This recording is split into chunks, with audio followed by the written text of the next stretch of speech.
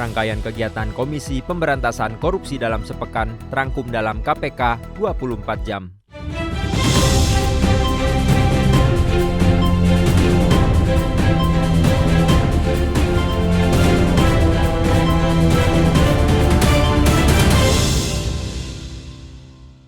Mengawali tahun 2026, KPK melakukan penahanan terhadap satu orang tersangka, yaitu CD, selaku Direktur Pengolahan PT Pertamina periode 2012 hingga 2014, terkait dugaan tindak pidana korupsi berupa suap pengadaan katalis di PT Pertamina. Setelah dilakukan pemeriksaan oleh penyidik dan tim kesehatan KPK, terhadap tersangka CD selanjutnya dilakukan penahanan untuk 20 hari pertama di Rumah Tahanan atau Rutan Cabang KPK Gedung Pusat Edukasi Anti Korupsi. Upaya menutup celah korupsi di jantung peradilan terus diperkuat. Saat menghadiri penandatanganan Fakta Integritas dan Perjanjian Kinerja Individu bagi hakim dan pegawai di lingkungan kepaniteraan MA, Wakil Ketua KPK Ibnu Basuki Widodo menegaskan, kehadiran KPK merupakan bagian dari komitmen mendorong penguatan nilai-nilai integritas di tubuh kekuasaan kehakiman. KPK memandang sinergi ini sebagai upaya mengunci gerbang terakhir keadilan agar tak ditembus gratifikasi maupun intervensi.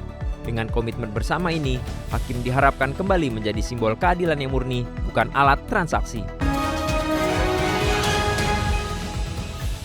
KPK menyerahkan aset barang rampasan negara dengan total nilai mencapai Rp9.830.251.000 kepada Kementerian Hak Asasi Manusia. Aset yang terdiri dari 6 bidang tanah dan 2 bangunan di Kabupaten Sumedang, Jawa Barat tersebut akan diubah menjadi pusat pendidikan guna memperkuat fondasi kelembagaan HAM di Indonesia. Ketua KPK Setio Budianto menyatakan penyerahan aset melalui mekanisme penetapan status penggunaan atau PSP ini menjadi langkah nyata mengoptimalkan pemulihan kerugian negara atau aset recovery. Penyerahan ini bukan sekadar urusan administratif, melainkan upaya KPK agar masyarakat dapat kembali merasakan manfaat langsung hasil tindak pidana korupsi melalui lembaga negara.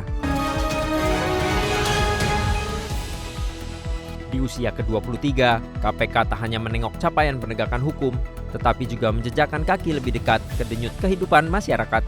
Pada rangkaian kegiatan Hari Bakti KPK ke-23 mengusung tema Perkuat Sinergi, Siap Bertransformasi. Tema ini dimaknai bukan sekadar refleksi perjalanan lembaga, tapi juga ruang aksi untuk menerjemahkan nilai-nilai integritas dalam praktik sosial yang dirasakan langsung oleh masyarakat.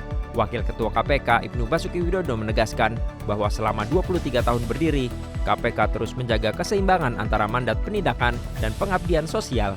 KPK menegaskan integritas, kepedulian, dan semangat transformasi diharapkan terus hidup, bukan hanya dalam upaya pemberantasan korupsi, tetapi juga dalam membangun kepercayaan publik melalui aksi nyata yang menyentuh kemanusiaan.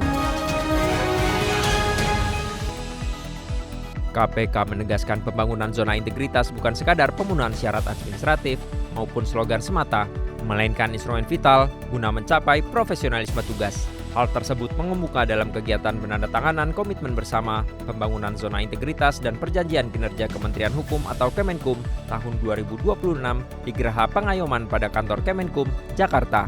Penandatanganan komitmen ini diharapkan menjadi langkah awal yang konkret bagi Kemenkum dalam melayani publik lebih adil dan bersih.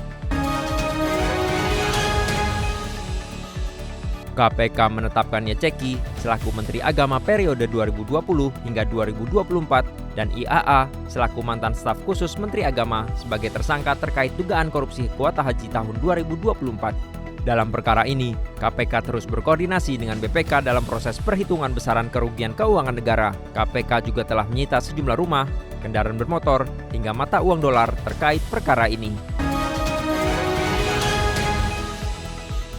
Pada momentum perayaan Natal Oikumene 2025, KPK melibatkan anak-anak untuk menjadi simbol keberanian menanamkan nilai kejujuran dan integritas sejak dini di tengah tantangan zaman koruptif. Ketua KPK Setio Budianto yang hadir di tengah suasana penuh khidmat tersebut memandang Natal sebagai ruang refleksi guna memperbarui komitmen moral dalam memberantas korupsi. KPK berkomitmen untuk terus menanamkan pendidikan anti korupsi sejak dini yang berakar pada nilai-nilai moral dan spiritual sebagai energi etis dalam setiap pelaksanaan tugas. KPK menangkap tangan terduga pelaku tindak pidana korupsi terkait pemeriksaan pajak pada Direktorat Jenderal atau Ditjen Pajak Kementerian Keuangan periode 2021 hingga 2026.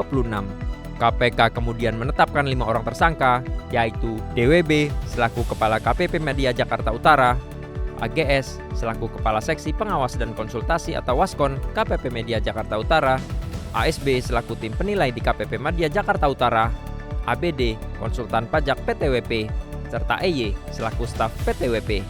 KPK mengamankan sejumlah barang bukti dengan total mencapai 6,38 miliar rupiah.